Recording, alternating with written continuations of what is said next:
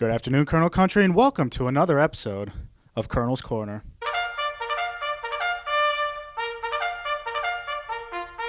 On today's episode, we'll be recapping the Wilkes University football team's 36-35 overtime Week 8 victory against Misericordia and looking ahead to the team's Week 9 home matchup against FDU-Florham.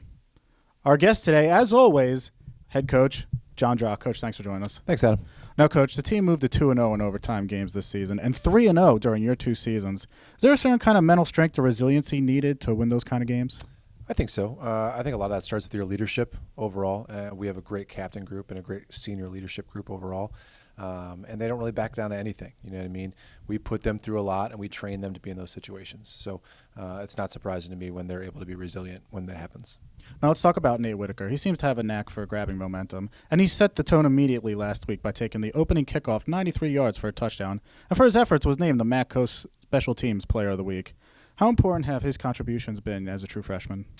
I think they're huge, whether it be special teams or on offense, because he did catch the game-winning touchdown as well. He does a great job. You know what I mean? He adds a level of athleticism on the edge, and he's a very, very dangerous kick returner. He has amazing vision. He sees the way the blocks are being set up and has the speed to get there and go. They actually had some pretty good angles on him in the game, and he just outran their angles with his outright speed. So he's a very, very dynamic player. We knew that coming in, that he was going to be a guy that most likely would help us, and he's really lived up to that billing. It's funny that you mentioned that because our next question actually touches on that. We talked about depth prior to the season, and it showed how important it was last week when Doug Wiest was pressed into action in the first quarter. The stats might not shine, but Wiest did what he needed to do, including tossing, again, the game-winning touchdown to Whitaker, who once again made a play when we needed it on a 4th and 12 as he was getting hit. Wiest was getting hit. Can you talk again about the importance of team depth and kind of just how the team kind of latched onto this next man up attitude? Yeah. I think for us, you're always one play away. That's the one thing about football is that it's such a physical game. You're always one play away from being the guy, and we make sure that everybody prepares like that every week. So we have 110 starters out there every game. You know what I mean? So when it's their opportunity to step up, they step up and they make a great job.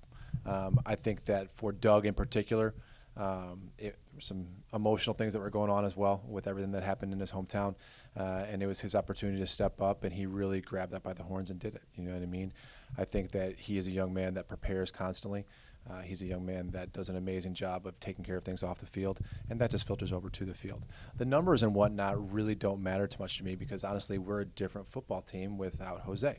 We're not the same type of thing, and that gives us an opportunity to still be very resilient, and we put a little bit more on our offensive line. We put a little bit more on Jaquan Shields, and Doug did a great job of managing the game. There's lots of ways to win a football game, and that was just one of them last weekend.